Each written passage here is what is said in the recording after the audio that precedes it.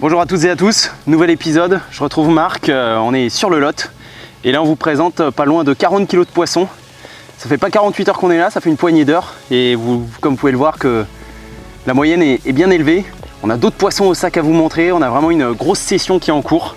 On prend plein de plaisir et je pense qu'on va passer un bon week-end. Ouais, ça attaque fort, on est super content. Mais là, 2 poissons en plus, on a fait une miroir, une commune pour commencer. Après, il y a encore de la diversité, vous allez voir. On est super content, des poissons jeunes, poissons vieux qui sortent de frais, qui sont encore en frais. Enfin là, on est en plein dans la frénésie alimentaire pour l'instant. On est début juin, là comme vous voyez, le mien, ma belle miroir, elle a un gros bidou. Sa commune, elle est complètement creuse, donc il y a vraiment de tout. Je pense qu'on est dans un bon créneau. Il y a matière à faire une belle session, dans tous les cas, voilà, il fait beau, même s'ils annoncent un peu d'orage. La session a très bien commencé, elle est déjà réussie. Il nous reste 24 heures globalement. Mais bon, on est aux anges et c'est un épisode de Zoom qui commence super fort. Super à fond. Allez, on vous laisse apprécier, installez-vous bien et puis on a un beau film à vous montrer.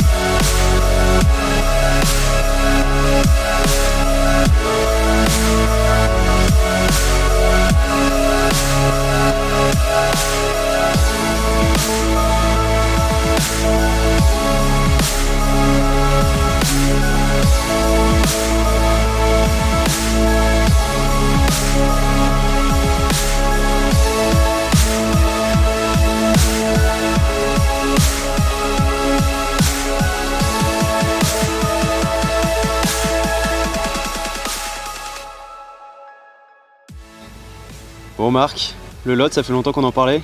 Ouais, ça y est, on y est.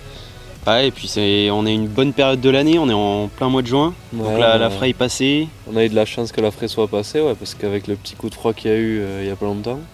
Ouais, parce que nos sessions on les planifie quand même quelques mois à l'avance, donc on n'est pas du tout, on est un peu tributaire de la météo. S'il se met à faire froid ou pas, on est un peu esclave de ça. Bon, la session elle commence bien quand même.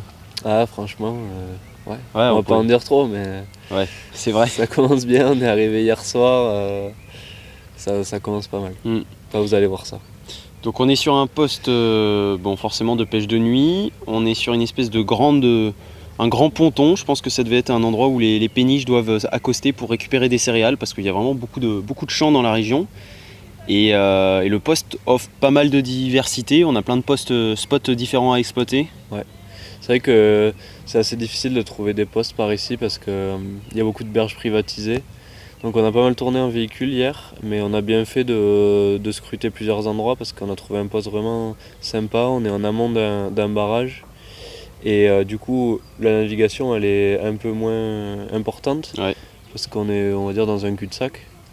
Et il y a pas mal de choses intéressantes, notamment les bordures. De toute façon sur le Lot par ici, il y a des berges très encombrées et les poissons, forcément, ils viennent s'y aventurer. Après, ce qui est bien, c'est qu'on a beaucoup de choses à exploiter. On a déjà 12 mètres d'eau devant nous, donc voilà, il y a du volume. Évidemment, des arbres immergés, on a trouvé des herbiers, des zones encombrées, des différences de substrat aussi. Même des zones peu profondes, en bordure et assez plates, ouais. Finalement, comme des sortes de plages immergées. Et ce qui est cool, c'est qu'on a déroulé sur 2 spots différents, donc déjà on a 2 hotspots qui sont signalés. Et il en faudrait d'autres, mais déjà c'est pas mal. Des poissons bien vigoureux en tout cas. Ouais, ça c'est un peu les aléas du Lot, c'est que au moment du départ ça peut être n'importe quoi et il peut nous faire aussi n'importe quoi. Le premier qui s'était pris dans un bâton, le deuxième qui est passé sous des rondins. C'est jamais facile. Non, mais bon. C'est ça qui est bon aussi. Les poissons, ils sont pleins de vivacité. C'est ça qu'on est venu chercher aussi. Ouais. Et ce bief-là, donc toi tu le connais quand même nettement mieux que moi. Je connais un petit peu parce que moi j'habite dans la région. Et c'est vrai que c'est beaucoup pêché au carnassier surtout. C'est une région où il y a beaucoup de pêcheurs de black bass notamment. Il y a aussi une très belle population de carpes, hein. Il y a une grosse densité, il y a des jolis poissons qui se promènent. Et ça va attirer notre attention, ça c'est sûr. Ouais. Et on espère que ça va continuer comme ça. Ouais, bah pour l'instant, là, il est un peu moins d'11 heures. On a déjà 2 poissons. Je pense qu'il nous reste 30 heures de pêche. On peut encore espérer de belles choses, je pense.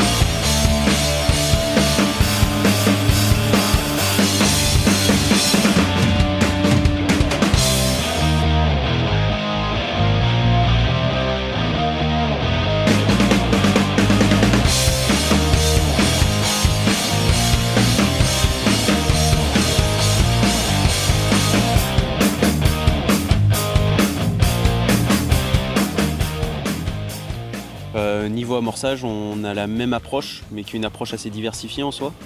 Ouais, on utilise en fait à peu près le même amorçage. Globalement, c'est des bouillettes en divers diamètres, en 20 mm, en 16 mm, et bien sûr des tigers, parce qu'on sait que les carpes elles adorent ça.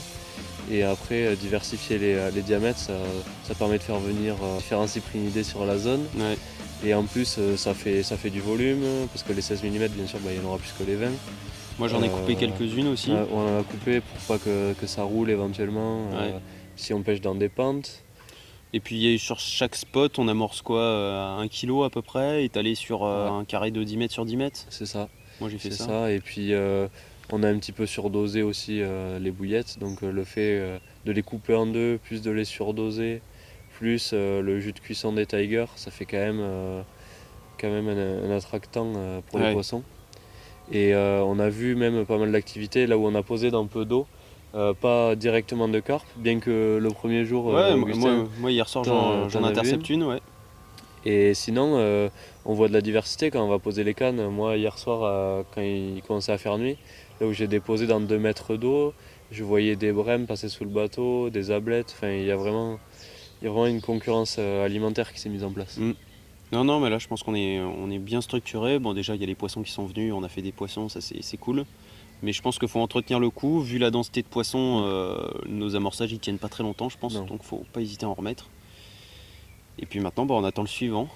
Ouais, c'est sûr qu'on évite de mettre beaucoup d'un coup quand même. Ouais. Comme il disait Augustin, 1 kilo, ça suffit amplement. Et puis vaut mieux en remettre de temps en temps que de faire un amorçage lourd d'un coup, parce qu'on ne sait pas comment ça va être consommé finalement. Et puis en plus, on ne voudrait pas faire venir par exemple les silures sur le spot, parce que sur le lot, ça manque pas. Il y en a pas mal. Ouais. Puis mine de rien, on est là aussi qu'un petit week-end, donc c'est pas comme si on s'installait une semaine pour créer vraiment un gros ALT, enfin un gros amorçage, une grosse tâche. Là on pêche au spot.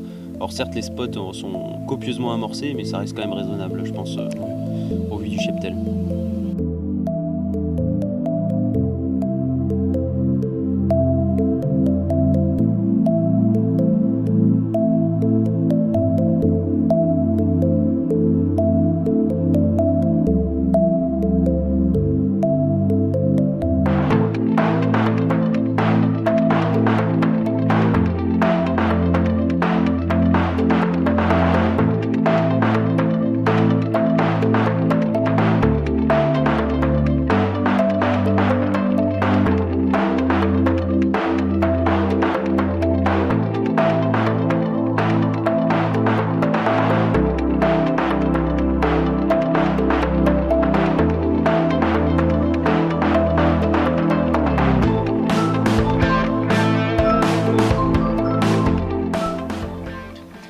Voilà le plus petit poisson jusqu'à présent, donc un peu moins de...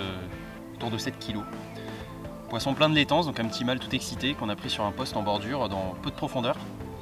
Un poisson aussi qui s'est alimenté sur plusieurs spots. On a retrouvé dans le sac, parce qu'on l'a laissé un petit peu au sac le temps de s'organiser, des résidus de bouillettes qu'on avait mis sur plusieurs spots. Donc il s'est vraiment alimenté un peu partout et puis il a été pris plutôt en aval. Voilà, ça fait bien plaisir, ça tranche un peu avec les gros poissons qu'on a pris juste avant, mais il est tout autant le bienvenu.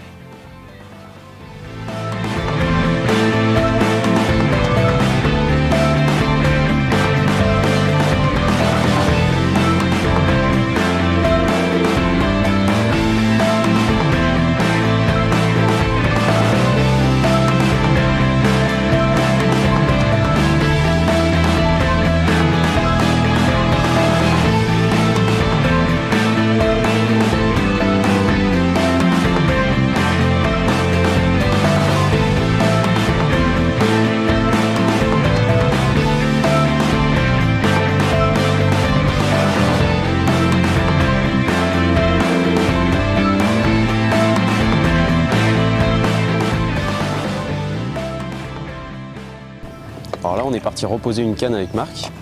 Donc ce qu'on a fait, c'est qu'on a, au lieu de rembobiner la canne depuis la berge, on est allé voir en bateau directement où est-ce qu'on l'avait posé, si le montage avait bougé ou pas. Dans les faits, ça n'a pas bougé du tout. Donc ça, c'est bon signe. Enfin, ça veut dire que les poissons ne sont pas passés, mais qu'au moins tout pêchait propre. On a emmené tout le matos pour réécher dans le bateau, donc les aiguilles à bouillettes, les différentes èches, l'amorçage, etc. Et puis ensuite, on va un petit peu se servir à la fois de la combinaison entre le sondeur pour avoir une idée de la profondeur, et puis bien sûr du ressenti de Marc du plomb sur le fond. Donc là, visiblement, en remontant, moi j'avais pas la canne en main, mais c'était quand même un peu vaseux. Donc il y a peut-être un peu de sédiment, voilà, qui vient se déposer sur l'ensemble, mais bon, on est sur une zone quand même. On essaie de chercher des zones relativement propres, hein, même si on est proche d'endroits encombrés. L'endroit où on dépose le montage, on aimerait bien que ce soit quand même assez propre pour que ça reste pêchant.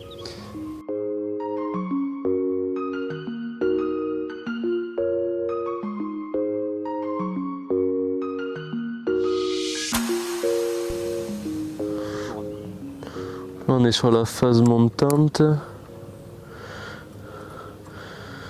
On va arriver sur le plateau à 2 mètres.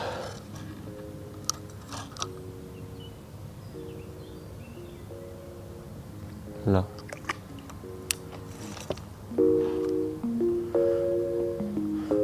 Ouais, là c'est pas trop mou, hein, ça va. Ah, c'est même un peu dur là, tu vois. Je vais m'éloigner peut-être un peu des obstacles encore. Ouais, là il y a un arbre là.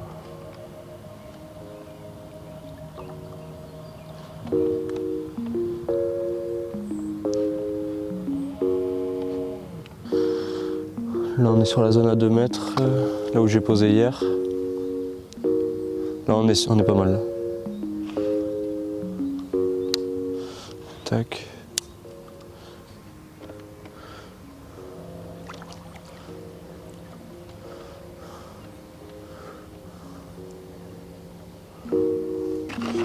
Petit amorçage.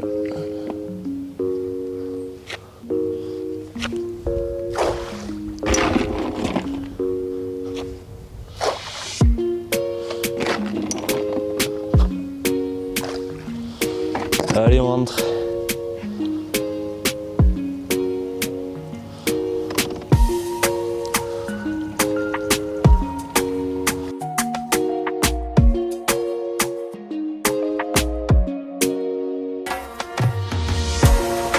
Les backleads.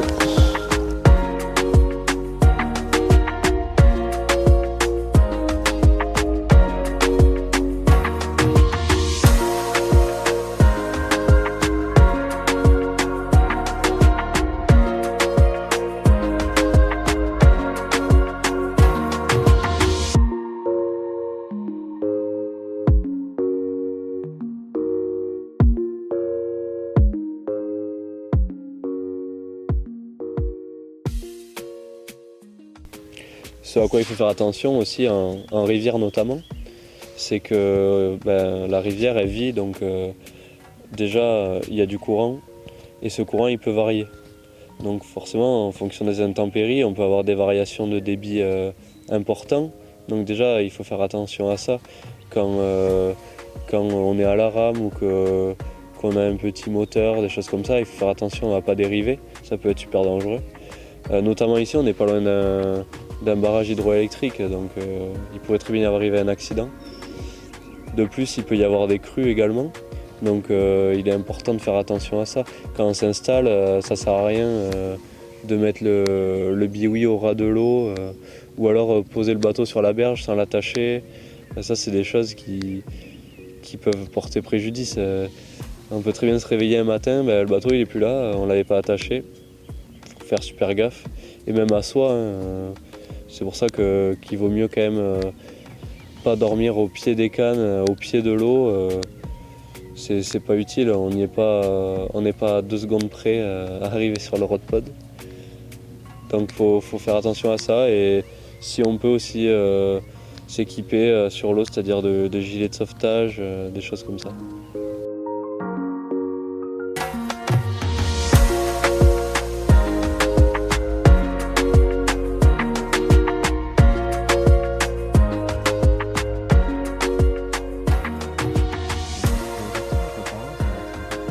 C'est quoi? Qui font plusieurs formats.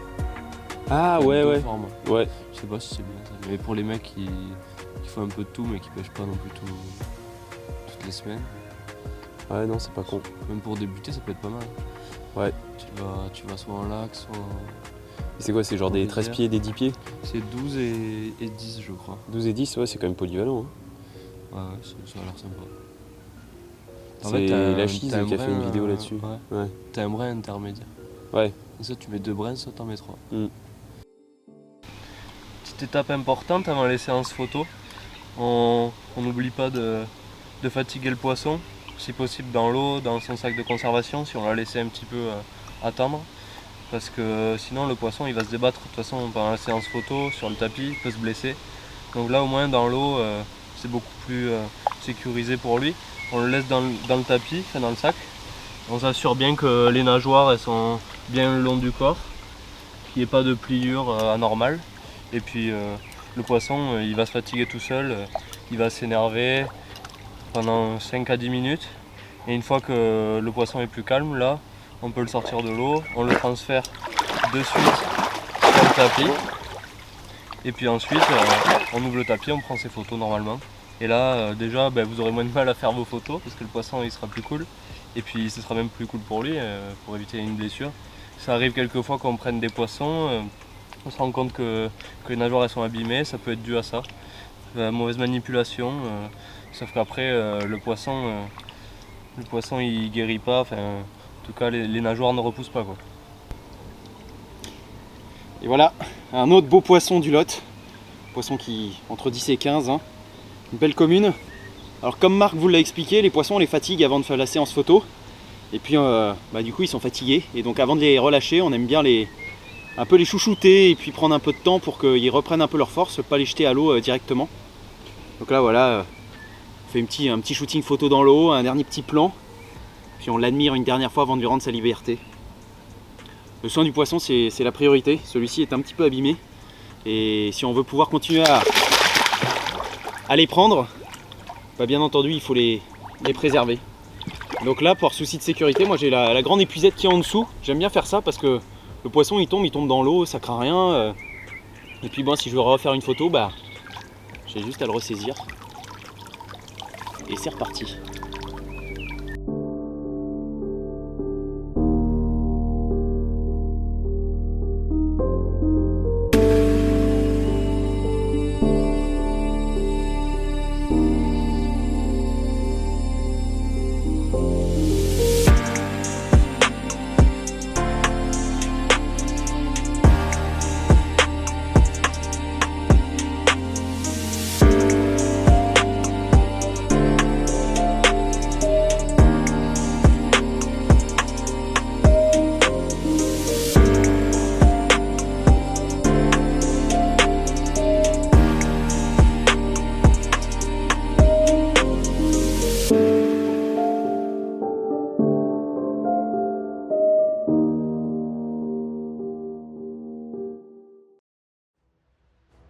Alors là, vous voyez, il y a la bouée de fin de navigation. Donc très légèrement illégal, là il faut que je sois juste de l'autre côté, c'est juste qu'avec le vent voilà j'ai tourné là. Et en fait je vais me servir de cette bouée qui est fixée au fond pour mettre un gros fil avec un mousqueton. Dans ce mousqueton je vais faire passer mon fil qui va me permettre en fait de contourner un gros arbre immergé. Et donc en fait je vais créer un angle artificiellement et cet angle va me permettre de pêcher un peu sur ma gauche sans risquer de me prendre l'arbre qui est en plein milieu. Donc en cas de départ, le fil va coulisser le long du mousqueton, c'est assez souple, ça va pas l'arracher. Et puis j'aurai un angle idéal en fait pour pêcher l'arbre immergé qui est juste après, qui est intouchable pour tout le monde. Comme si en fait je le pêchais depuis la berge en face, mais la berge en face ne se pêche pas parce que c'est la jungle. Donc en fait personne ne peut pêcher cet endroit-là, et la seule façon de le pêcher, en sécurité sans avoir une ligne qui frotte sur l'arbre immergé qui est entre les deux, enfin qui est entre, et c'est d'utiliser ce petit artifice. Donc voilà, c'est une petite ruse que je mets en place. J'ai bon espoir que ça marche. Et puis je pense que de toute façon ça va nous permettre de toucher des poissons qui n'ont vraiment pas l'habitude d'être touchés, qui sont en sécurité absolue, parce que là je vais aller taper direct dans leur garde-manger. Bon, du coup on a que 6 cannes qui pêchent la carpe et une qui pêche le carnat. Ouais, des fois quand il y a 5 minutes là, un peu de lancer à l'ultralight. Et tu vas en faire quoi de ce cendre? Je pense qu'on va le cuisiner. Il est maillé? Il est maillé, il est au-dessus de la maille. Pas grassement au-dessus de la maille, mais bon. Ça va être sympa, on a un peu de vin blanc, on va préparer ça, je pense que ça va être sympa. Tu nous feras un petit tuto? Ouais, je dévoile pas tous mes secrets, mais bon. Je veux bien expliquer un petit peu pour le film. Pour les fans tapio? Ouais, voilà, on va dire ça. Bon la catastrophe, l'orage est en train d'arriver. On a eu le temps de remettre les cannes vraiment à l'arrache. Enfin moi j'ai eu le temps. Marc il va les laisser pêcher, donc bon. On va voir ce qui va se passer. Un peu une erreur de débutant là, on a mis plus de temps que prévu à reposer les cannes, à s'installer, à ranger un peu le bazar parce que ils annoncent quand même un bel orage. Le ciel comme vous voyez est en train de devenir vraiment noir, ça sonne de partout, il y a des éclairs. Voilà, ça prend une autre dimension, ça peut être super pour la pêche, il faut garder ça en tête.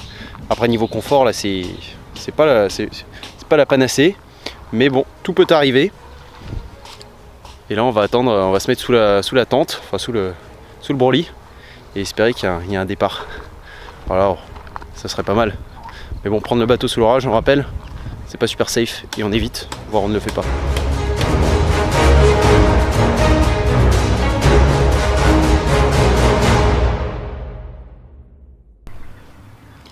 Et voilà, une petite technique qui a bien fonctionné, donc ce système de dérivation qui après même pas 30 minutes nous donne déjà ce premier poisson. Alors vous avez peut-être l'impression qu'il est tout petit, mais il a un bide énorme et il pèse 12 kg. En le voyant initialement, je m'attendais à un poisson de moins de 5 kg. Et en fait, il est plein de bouillettes ou plein d'œufs, j'arrive pas trop à savoir, mais vraiment, ça c'est l'avenir du lot. Ça c'est certainement des rempoissonnements des APPMA locales qui ont fait un gros boulot. Et là, vous voyez, un poisson qui a dû être mis à 3-4 kg, 5 kg peut-être, et puis maintenant qui en fait le double, voire le triple. Et ça fait bien plaisir surtout que ce système de dérivation ait bien fonctionné avec le petit mousqueton qui dérive la ligne. On l'a décroché sans problème, et après on a pris contact avec le poisson. Et voilà, un poisson malgré un poste encombré qu'on a réussi à mettre au sec sans douter. Allez, quasiment sous l'orage en plus, c'est magnifique.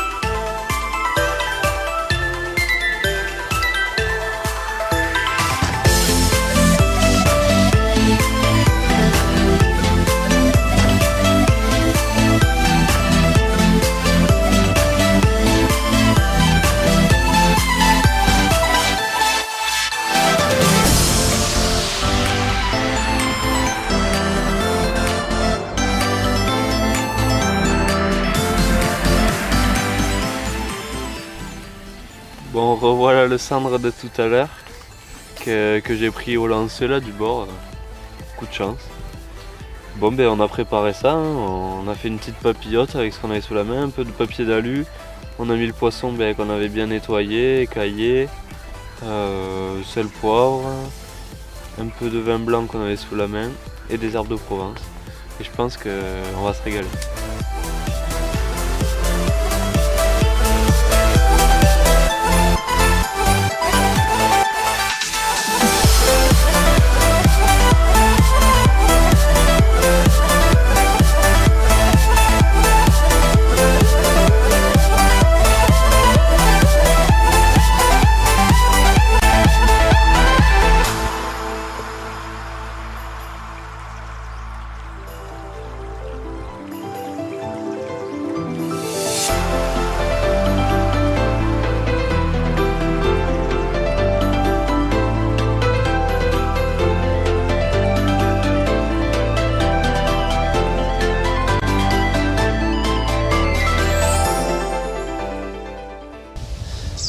petit bilan de la dernière nuit, la deuxième. On a touché un poisson cette nuit, donc déjà c'est mieux que la première nuit parce qu'on n'en avait pas fait. On avait commencé à toucher des poissons au petit matin. Là, il est 9 h, on n'a pas retouché de poissons depuis à peu près 3 h du matin, mais tout est bien tendu, on a encore bon espoir. Et cette nuit, on était heureux de se lever pour une jolie miroir qu'on va vous présenter. Donc là, elle est au sac, on va pas tarder à attaquer la séance photo. Et en attendant, petit déj tranquille.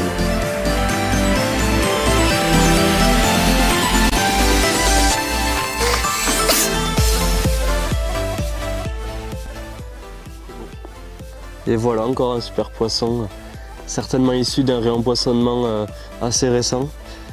Franchement, un poisson plein de vivacité, super beau, pas abîmé, des couleurs magnifiques. Franchement, ça fait plaisir de prendre des poissons comme ça. On voit que les poissons qui sont lâchés, c'est des poissons de grande qualité. Et ce genre de poisson, il va avoir une croissance exponentielle dans les années à venir. Et ça, on sera super content de le retrouver dans quelques années. En tout cas, c'est le genre de poisson dont il faut faire gaffe. Parce que, comme je vous l'ai dit, si on le prend dans plusieurs années, celui-là, il fera certainement pas loin des 20 kg. Et on sera content de trouver un poisson intact. Voilà. Je vous laisse sur ces belles images. Alors le Lot, que dire, c'est vraiment une rivière qui est incroyable de par sa physionomie, son cheptel, sa biodiversité et puis son caractère. Le haut Lot avec des falaises, des gorges, des rapides, le Lot beaucoup plus bas qui va être forcément plus large, plus majestueux et puis toujours caractérisé par beaucoup de lieux sauvages avec des arbres immergés, des tombants, voilà, des hauts fonds, des grandes fosses, des barrages. Voilà, c'est vraiment une rivière mythique très sympa et qui plus est très bien gérée par les fédérations locales. Il y a un bon empoisonnement qui est créé, que ce soit au niveau carpe mais également au niveau carnassier. C'est vraiment un haut lieu piscicole. Donc voilà, big up aux fédés et aux APPMA qui travaillent là-dedans parce que c'est génial. Je dis pas que c'est génial parce qu'on a fait une belle session, je dis génial parce que de façon générale, ces fédérations-là sont connues pour bien œuvrer, surtout pour les carpistes aussi, et puis pour mettre beaucoup de territoire en pêche de nuit. Petit point forcément un tout petit peu négatif, c'est qu'il n'y a pas beaucoup de postes parce qu'il y a eu beaucoup d'abus. Il faut savoir que le poste où nous sommes, en fait, c'est un lieu privé. On l'a découvert en cours de session, on ne le savait pas initialement. Et en fait, l'agriculteur est venu nous voir, nous a expliqué que c'était privé. Sous une très bonne entente et un commun accord, il nous laisse pêcher sans problème et on est même les bienvenus pour y retourner. Ceci dit, voilà, c'est une zone privée qui est interdite de pêche en temps normal. Donc voilà, le problème c'est que si on ne connaît pas quelqu'un sur place ou si on ne rencontre pas quelqu'un sur place, il n'y a pas beaucoup de postes, il n'y a pas beaucoup de postes pour handicapés, pour des familles, pour des gens qui veulent faire un petit coup du soir rapide, c'est très difficile. Voilà, c'est un peu, après chaque bief est différent, il y en a où c'est plus possible, d'autres c'est plus compliqué. Voilà, il faut savoir s'adapter. Donc s'il y avait un petit défaut à trouver, ce serait l'accessibilité, mais c'est aussi ce qui en fait un peu son charme, c'est que c'est une rivière capricieuse qui réserve de belles surprises. Donc encore une fois, big up aux fédés, big up à tous ceux qui ont fait ce beau boulot. On a passé une bonne session, elle n'est pas finie, on peut encore faire des poissons, mais voilà, c'est quand même un bel endroit.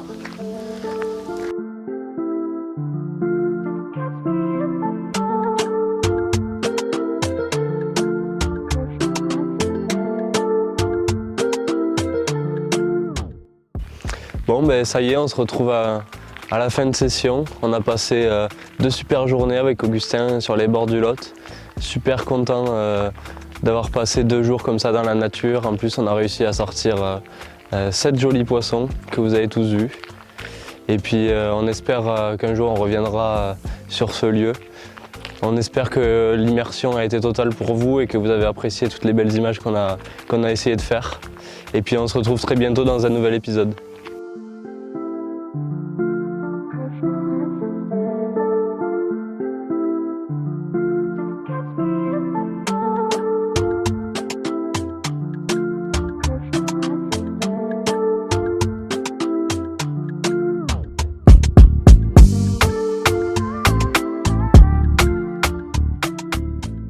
En fin de session, on ramasse les déchets, que ce soit les siens ou pas les siens, on laisse le poste le plus propre qu'on a récupéré.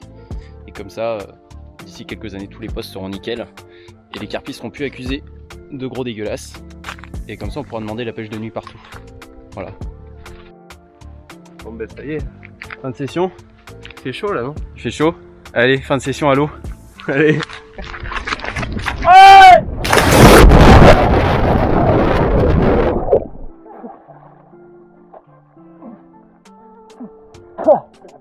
C'est bon, j'ai les tongs.